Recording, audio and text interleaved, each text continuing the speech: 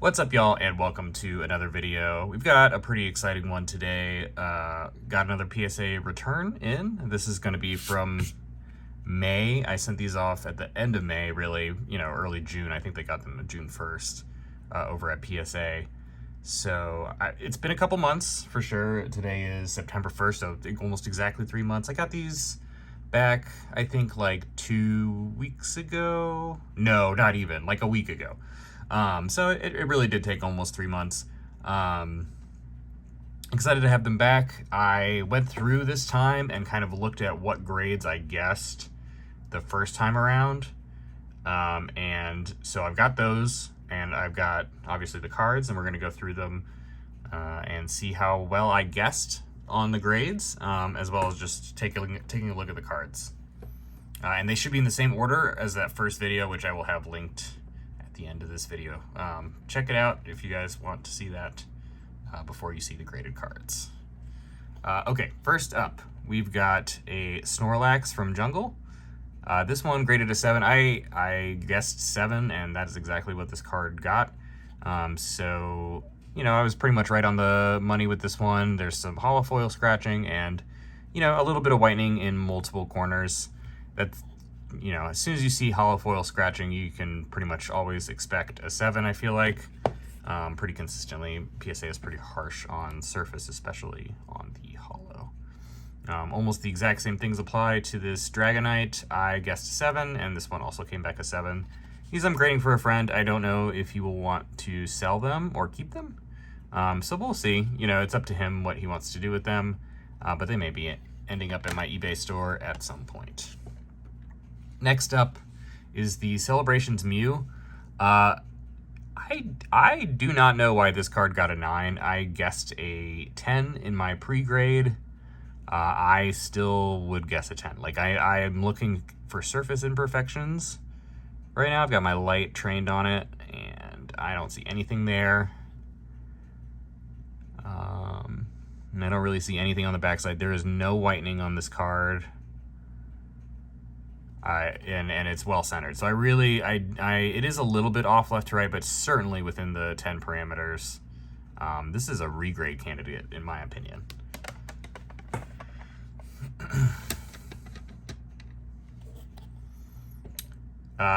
Next up, we got the Entei GX.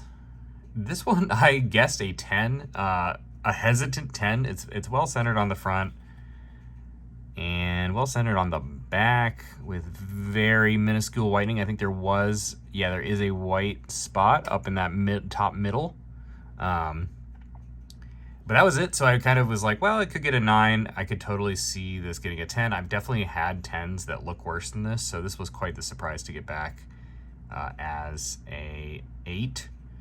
Not really sure why. So this could be a regrade candidate as well. So, overall, we've looked at 4 cards, and I've guessed 2 wrong, and 2 of them I think are regrade candidates. We will get into some better cards at some point. This submission was not too bad overall, but rough start. Next up, we got the Swampert. I guessed a 6 on this card. I thought maybe it would get a 7. It did not get a 7. It got a 5, and I think that's totally fair. It's pretty beat up on the back. This was, as I said in my video for the submission, kind of an experiment. I wanted to see, because the card is really clean on the front, I wanted to see how PSA would treat that, because it is pretty beat up on the back. It really is a good test case for, like, how much does the front matter versus the back. It turns out there's only so much you can get away with on the back before they drop you all the way down to a 6. So, not an unfair grade. But that's what that one got. Next up, I couldn't really decide in my pre-grade for the alternate art Charizard whether it would get a 10 or a 9 because of this print line that you can see right there. Most of the 10 copies that I've seen online do have that same print line, so I'm assuming it's a kind of a case where that's just on all cards and they are accepting it as part of the card. So it got a 10. Watching the video back, it seemed like I was more leaning towards 10, so I'll give myself that one. Next up, well, we got 2 in a row. I'll go through the second one very quickly. We've got the Worker, Japanese from Paradigm Trigger. This one got a 10. The other one did as well, so I'm just going to breeze through that second one. Just a very clean, well-centered Japanese card. These Japanese cards can look really nice, have no imperfections. And it's just an impressive looking card. This one, at the time of submission was like a $50 card in a 10. As my card sat at PSA, everyone went crazy for the waifus. This card went all the way up to $100 a card. It has come down, and I think I could probably still get like $70 for it, but kind of an interesting situation where, like, I had a chance maybe to capitalize because I had the right idea. Thinking this card might go up, but they were stuck at PSA, and it just happens that way sometimes. And the other one looks nice as well, but they still a little higher than when I submitted them, so that's nice. I will try to get that premium. Another thing that saw a big uptick was the tag team up cards, and they've stayed relatively high. These are just really cool arts to me. I guessed a 10 on this one for the Blastoise and Piplup, and as you can see, it came back a 10. Next up, we've got the Mewtwo and Mew. This one has some centering issues, and I noticed that in my pre-grade on my submission video. I guessed a 9, and it also received a 9. I think this card is just really cool, and I fully intend to keep this in my personal collection. Undervalued card, in my opinion. I think that's only like a $40 card and a 9. Charizard and Braixen, Gem and 10, guessed a 10. Pretty much all the same stuff I said with Blastoise and Piplup. These cards have seen a little bit of an uptick in value since I sent them off in June. Next up, a couple things that I've seen a little bit of a downturn in value. The V-Star Universe Radiant Charizard. I think you can get this card raw for like $3 or $4 at this point. But the 10s do okay, so I still feel like I can do all right with these. Very clean, I guess, 10s on both of these, and they both received 10s as well from PSA. So nice looking card, and hopefully I'll be able to get at least a few bucks, extra for getting that 10. V-Star Universe, same deal with the Radiant Charizard. This card, the Zamazenta V from V-Star Universe, has seen a little bit of a downtick in price since I submitted, which I kind of expected. Even when I was submitting it, that it would continue to drop in price. Nice to see it get a 10. Looks nice. I guessed a 10 on that one as well as the Zeraora V-Star. Same deal. Guessed a 10, received a 10. A little bit cheaper than when I submitted. We'll still make a little bit extra for hitting that 10. Now we get into some vintage, which did not go well. I will not sugarcoat it. I did not do well with the vintage, as that Swampert earlier kind of indicated. I guessed, I think I even said maybe an 8 for this one. I said an 8 if I couldn't get this, like, a little bit of a smear on this top right corner off. The smear is still there. You can see it, kind of. Hard to point out, but it is there. So I couldn't fully get it off. I did get a lot of it off, so I was definitely hopeful I would at least get a 7 on this card. But Surface and PSA, they really knock cards for having surface defects.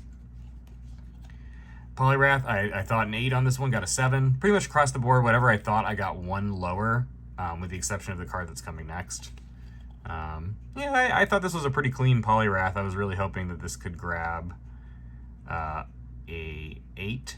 It did not. My computer fell asleep. I gotta have my grades up so I can see what I guessed. Not a huge deal.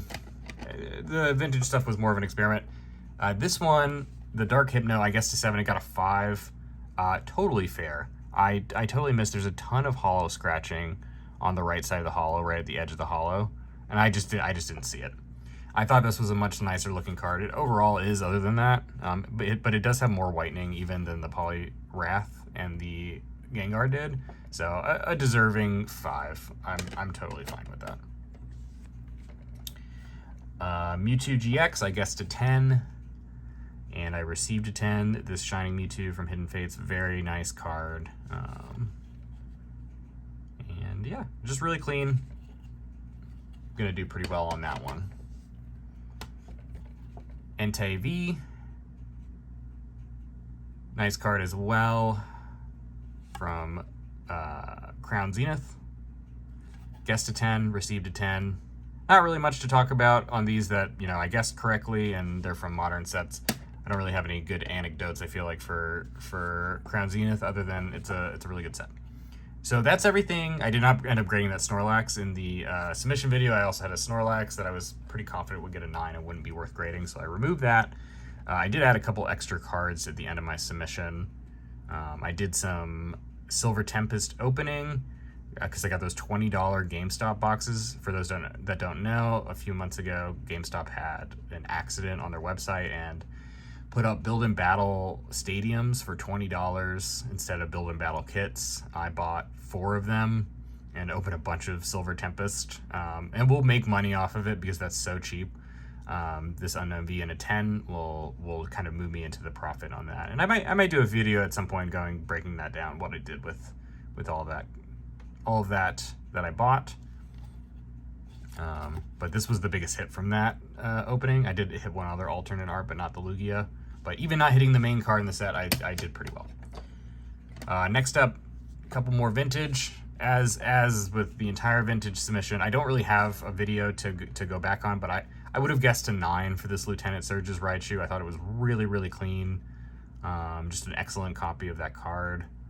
Well-centered, no hollow scratching. Really, like, there is whitening in that corner, a little bit of whitening over there, tiny dot of whitening, and I think that's probably what got it down to an 8, is that 3 corners had a tiny amount of whitening rather than 2.